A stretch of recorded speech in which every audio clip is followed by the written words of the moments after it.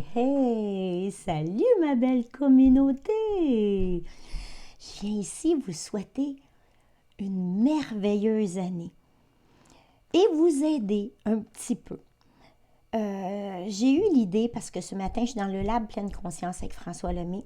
Puis un matin, on avait un live de 2 heures qui m'a rappelé que chaque année, je fais le bilan de ma dernière année et je fais mes projections. C'est un terme court que je prends à vous utiliser, mais c'est un petit peu plus précis que ça. Puis, dans notre live avec François ce matin, il était beaucoup question de ça. J'ai eu envie de l'utiliser. Je n'ai pas demandé la permission, mais je pense qu'il serait heureux qu'on partage cette lumière, cette essence-là entre nous pour aider la vie à croître. C'est quoi qui dit le proverbe? Une bougie ne perd pas de sa lumière à en allumer d'autres. C'est ce que je fais un matin. Vous savez que je suis revenue d'un 3 mois d'une quête jusqu'au Mexique en van life avec Noémie. Puis j'ai pas eu le temps de vous faire la vidéo là-dessus parce que j'ai pas pris le temps parce que je me suis pas déposée encore. Plein d'émotions en arrivant. J'ai senti une énergie vraiment spéciale au pays. Puis il a fallu que je me reconstruise un petit peu parce que j'ai trouvé ça un peu difficile. Mais là, ça va bien. Puis, François, dans son live de ce matin, il nous aidait justement avec des questions à faire ce bilan-là de vie de notre année 2021 et le bilan, pas le bilan, mais plutôt le plan à faire pour l'année 2022. Je ne vais pas dire trop de mots pour ne pas m'enfarger parce que des projections, des résolutions, c'est pas toujours la meilleure affaire. Puis, j'avais envie de vous le partager. Je vais faire une courte vidéo parce que j'avais envie de le partager. Puis peut-être qu'on pourra faire un live d'ici un mois, peut-être, pour partager qu'est-ce que vous vivez au travers de ça. De ce bilan-là et de ces projections-là 2022.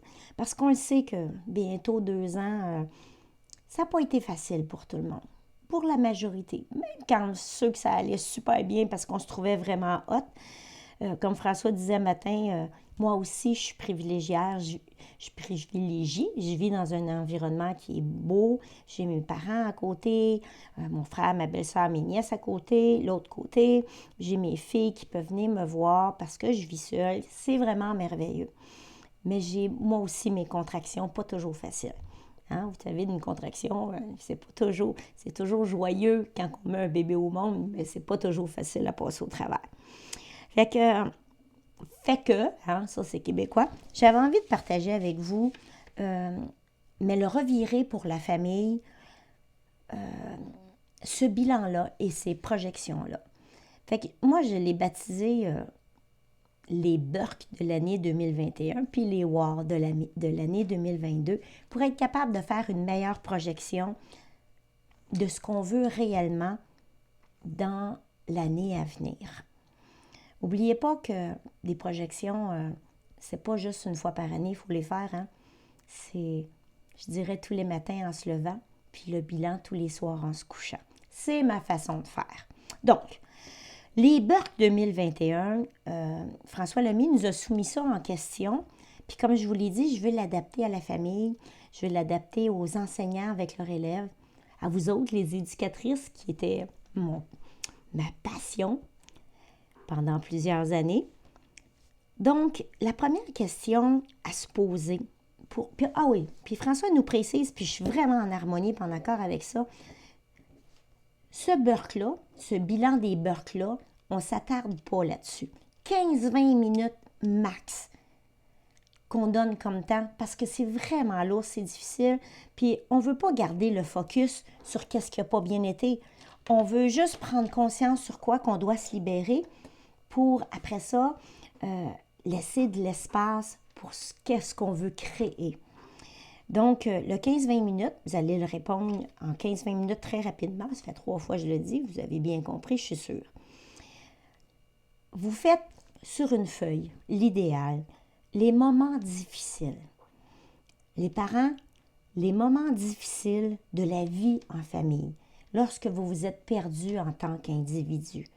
Les moments difficiles où ce que vous avez trouvé difficile d'avoir des enfants. Ce sentiment de culpabilité-là de dire « Ah, moi, je n'étais pas faite pour être une mère ou un père. » Ces moments-là où vous avez fait des interventions qui n'étaient vraiment pas wow, que vous n'êtes pas fiers de vous, vous êtes couché le soir, vous dites « Ouais, ben, j'ai été un parent pas mal poche aujourd'hui. » Tous ces moments difficiles-là, notez-les. Pas toutes, c'est pas vrai, là, je compte des menteries.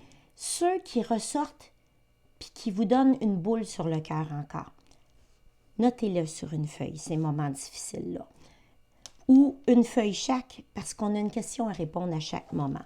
Puis, vous savez, ça n'a pas besoin d'être une liste de 30 choses, hein. 2, 3 choses vraiment importantes, ça peut suffire. Fait que vous notez ces moments difficiles-là sur une feuille différente. Après, vous écrivez l'émotion que vous avez ressentie lorsque ce moment difficile-là a été vécu. Donc, comment vous vous sentiez là? Dans votre intérieur, oui, vous avez éprouvé de la colère, mais au-delà de ça, c'était quoi l'émotion qui était reliée à ce moment difficile-là? La frustration. Ça peut être de la frustration contre nos propres parents qui nous ont transmis, qu'on a l'impression qu'ils nous ont transmis une façon de faire, qu'on n'est pas en harmonie. Fait que l'émotion, vous avez vécu avant, pendant et après. Mais surtout, pendant, vous l'avez vécu, essayez de vous remémorer. Après ça, quelle attitude vous avez eue face à cela? C'était quoi votre réaction? Bonne, mauvaise, mais c'était quoi la réaction? Que, sûrement pas bonne parce qu'on ne l'aurait pas mis dans les burks. Quelle réaction vous avez eue face au comportement, à la pensée que vous avez vécu suite à ce moment difficile-là? Parce que, comme je répète toujours, on a le pouvoir dans la vie. On n'a pas toujours le pouvoir de ce que nous vivons, mais on a le choix de la réaction que nous allons avoir face à cela. Donc, quelle était votre réaction mais suite à cet événement-là, ce moment difficile-là? Je pourrais vous en nommer des exemples, puis on le fera, mais qu'on fasse le live. Puis, qu'est-ce que tu peux faire pour que ça arrive moins souvent? Une stratégie à développer. Toujours sur une feuille, un moment difficile à la fois.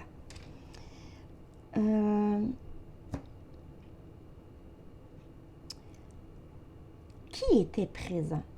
Des fois, avec les enfants, je parle aux enseignants aussi, je parle aux éducatrices aussi.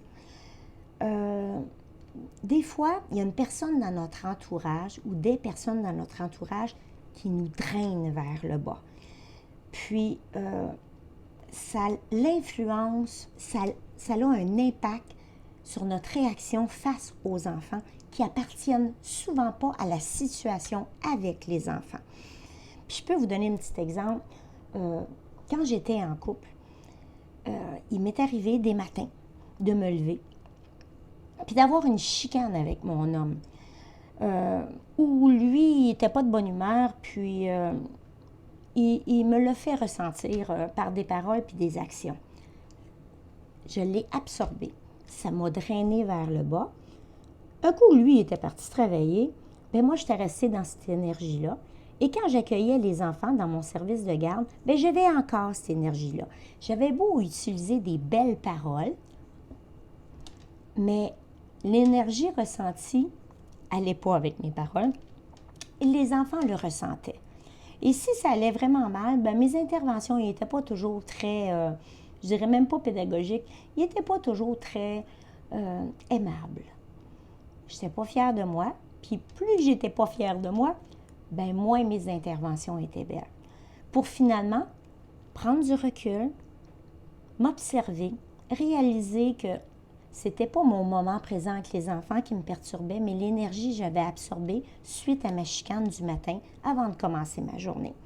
Donc, je faisais un recul, je m'assoyais avec mes cocos et je leur disais, ouais, ben, José, elle s'est chicanée avec son amoureux un matin, puis ça m'a rendu grognon comme un bébé grizzly. Puis je m'excuse parce que j'ai pas été hot avec vous autres. Puis je vais faire attention parce que ça me faisait de la peine. Puis je nommais toute mon émotion. Et là, les enfants, c'est quoi qu'ils faisaient? Jugez-moi pas, là. Ils enlevaient mes bas, puis ils me faisaient un massage de pied. Ils me disaient tous, oh, José! Et ils prenaient soin de moi. Pourquoi? Parce que j'ai ouvert ma vulnérabilité et je leur ai expliqué mon sentiment du matin. N'oubliez pas, hein, la plupart du temps, ça n'appartient pas aux enfants. Mais eux autres aussi, ils captent notre énergie et ils deviennent vraiment tannants et on pense que c'est une journée complètement, qu'on s'est levé du pied gauche, complètement scrap. Puis finalement, c'est la boule de neige. C'est celle qui roule puis qui absorbe toutes les énergies de tout le monde. Mais tu as toujours le choix, le pouvoir de couper ce schéma-là. Donc, c'est simple avec les enfants.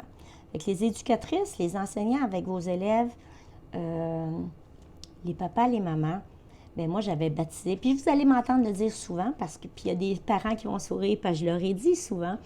Moi, j'appelle ça la thérapie du lavabo.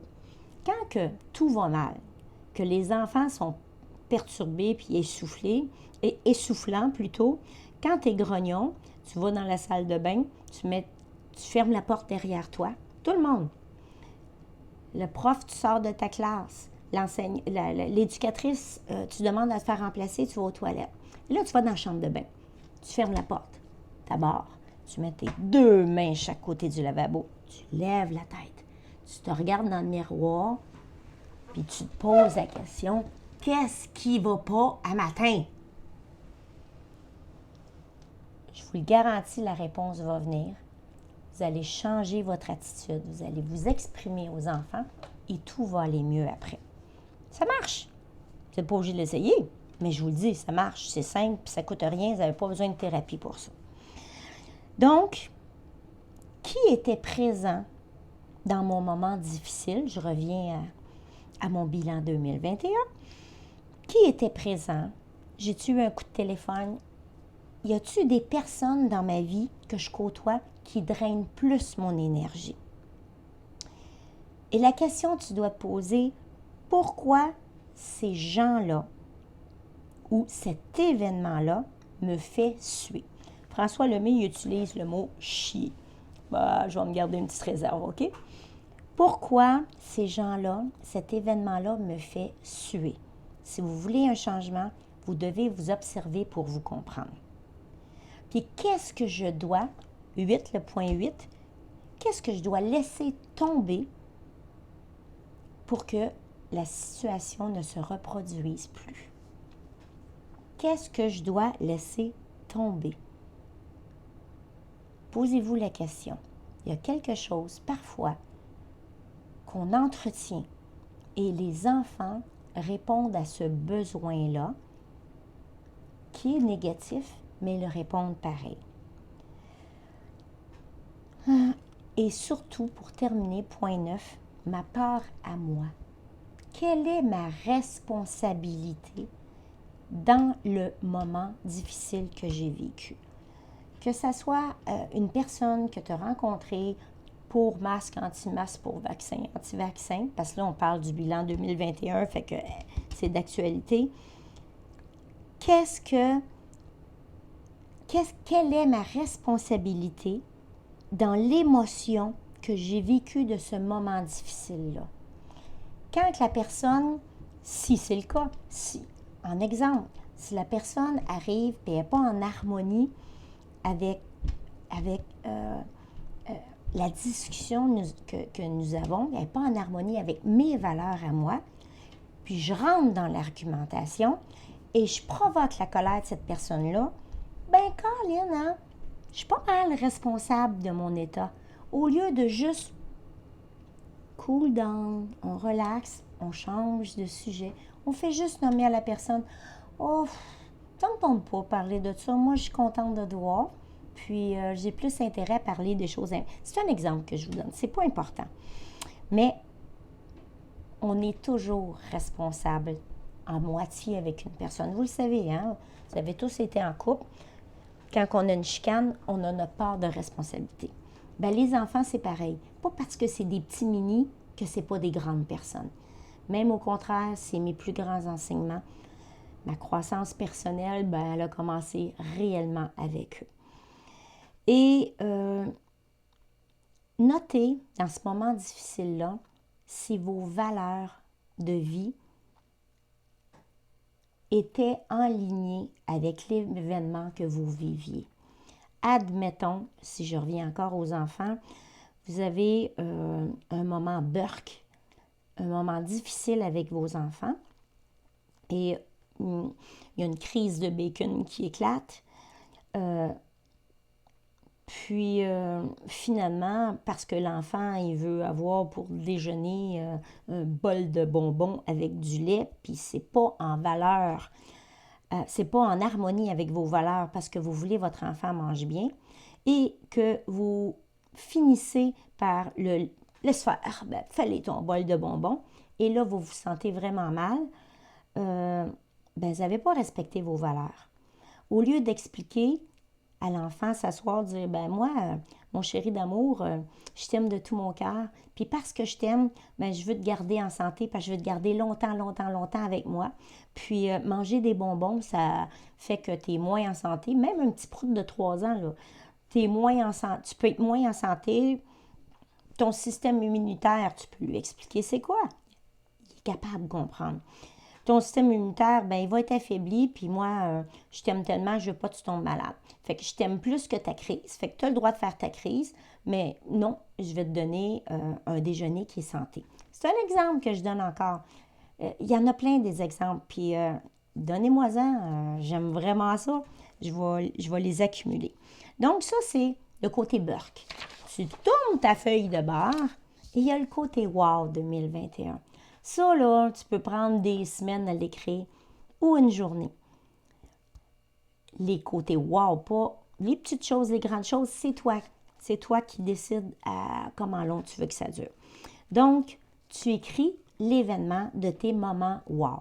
J'aime mieux t'appuyer sur les moments qui ont fait vraiment wow, là. Ceux qui mettent des étoiles dans tes yeux ou ce que tu es émerveillé, tu es contente. Fait que ça peut être aller jouer dans la neige, une marche, des vacances, mais dans les vacances, un détail. Qu'est-ce qu'il y avait qui mettait le wow dans ta vie? Moi, je disais aux enfants quand j'avais le service de garde, quand tu cries après moi ou tu me fais mal, ça met des roches dans mon cœur. Puis, quand tu me dis des mots gentils et tu es doux avec moi, il y en a ça, c'est l'après-Noël, les ongles écaillés. Ben, tu mets des fleurs dans mon cœur. Donc, il y a des événements qui mettent des fleurs dans vos cœurs, puis il y a des événements qui mettent des roches dans votre cœur. Donc, l'événement qui met des fleurs dans ton cœur, qui élève tes vibrations, qui met de la lumière autour de toi, que les gens puissent voir, que tes yeux deviennent pétillants. Quels sont ces événements-là? Prends le temps d'y réfléchir. Quel événement me fait sentir vraiment comme une personne, un moment extraordinaire? C'est pas vrai qu'il n'y en a pas. Tu peux pas me dire qu'il n'y en a pas, c'est pas vrai. Tu l'écris et en dessous, qu'est-ce que tu as ressenti? Quelle était ton émotion quand tu as vécu cet événement-là? Écris en détail l'émotion. J'étais excitée, je criais, je hurlais, j'ai pleuré, je me suis sentie tellement bien, je me suis sentie en sécurité, je me suis sentie en paix. La joie nomme toute ton émotion. Après, pense encore à cet événement-là, ton émotion. Est-ce que tes valeurs étaient en harmonie avec l'événement que tu vivais? Ça, c'est facile à répondre, sûrement. Écris-les.